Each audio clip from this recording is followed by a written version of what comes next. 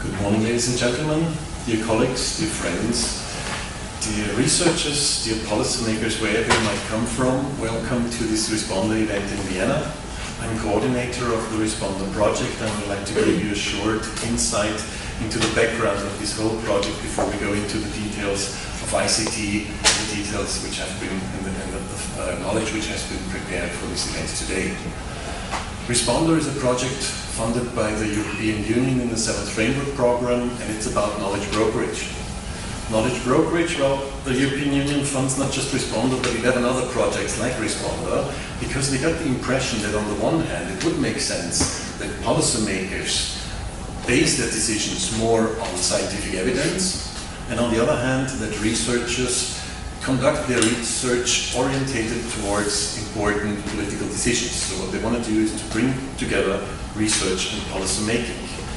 And in Responder, we try to do so, and we try to link sustainable consumption debates and growth debates. These are two communities that we found out that rather far away. On the one hand, you have sustainable consumption experts dealing with practices, habits, being sociologists, being psychologists, for example, in rare cases also economists, and on the other hand, you have the growth debates, which are debates between mainstream pro-growth approaches. So all of Europe is crazy for growth now because everybody tries to solve the recent problems by growing, and on the other hand, you have a very specific debate about green growth and even a debate about degrowth, décroissance in French, which is not the opposite of a croissant, which is degrowth. So even there are some debates about degrowth, which might be very different to the perception of policymakers who is driving for growth in Europe. The Responder team, well, we have 10 consortium partners. I would like just to draw your attention to a few of them, because to name and to quote them all would take too much time. You might be interested to hear that we have Tim Jackson, who wrote this famous book, Prosperity Without Growth, in our Responder team. We have Martinuzzi and his team from University Autónoma de Barcelona. We have colleagues from Sustainable Europe Research Institute, CIERI, and IEW, Institute for Ecological Economy Research in Germany and in Austria. And I think what's very important to stress is that we also have two ministries being consortium partners in the Responder project, one ministry from Switzerland and one ministry from Germany. So we want to make sure to have the perspective of policymakers on board as we have them as a part of our team. As I already mentioned, Responder tries to link sustainable consumption and growth debates. So these are two communities we want to link. Responder tries to link science and policymaking.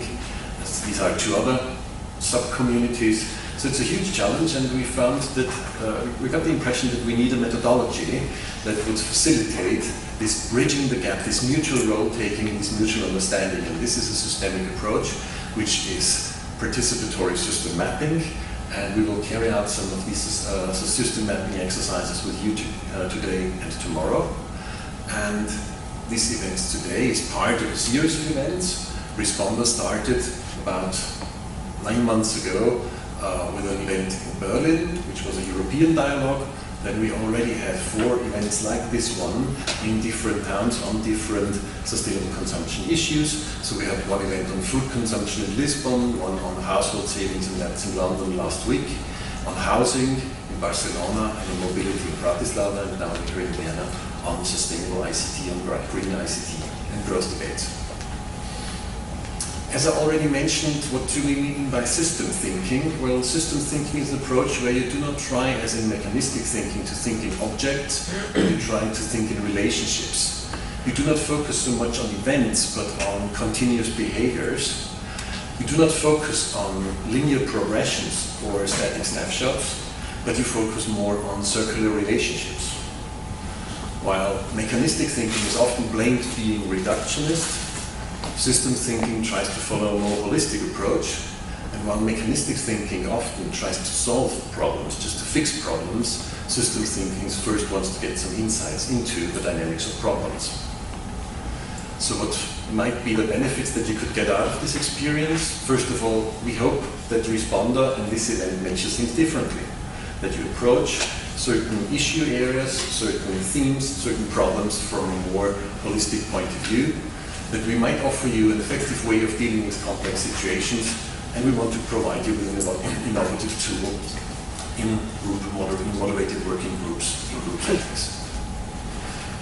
When I talk about system mapping, well, what we have in mind is a sort of vision. And as I said, we have pro-growth and beyond growth communities. The main problem, as we experienced it, that when you bring these two groups together, members of both groups just point at each other and say, alien. You are the alien. And they're pointing to each other, vice versa. So what we want to go for is the picture, the idea of a system map where you could identify the different approaches just by switching on different lights. For example, this system map you find in here, very easy one, could be called a cornucopian perspective. It's a very conventional point of view, saying consumption leads to an increase of production capacities in the economy, and an increase of production capacities links back to an increase in consumption. This is an economic growth feedback loop, and this leads to subjective well-being. And in many cases, exponential growth, because positive feedback loops tend to lead to exponential curves. You could take the same system map, switch it on another light, and you get another perspective. You get a perspective of an ecological modernization.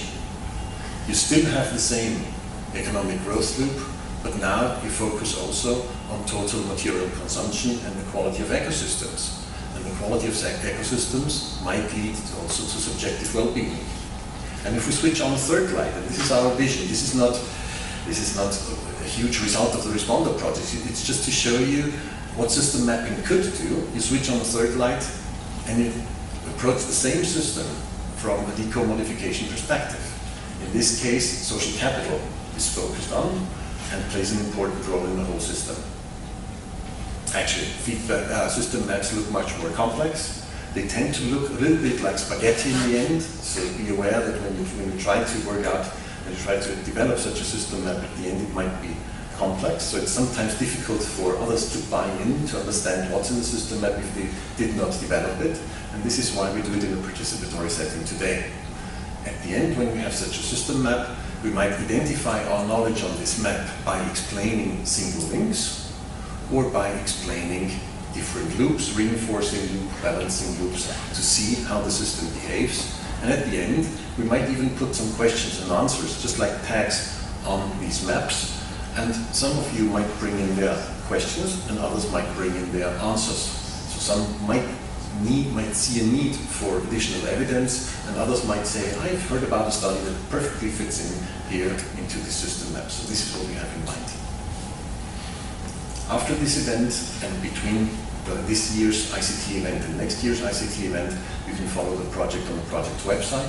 We will display and we will disseminate all of our findings using the project website. For today and for tomorrow, I hope that you enjoy the event. We have very interesting speakers. It is a very well organized and well prepared event, and we hope that you enjoy it as much as we will do. Thank you.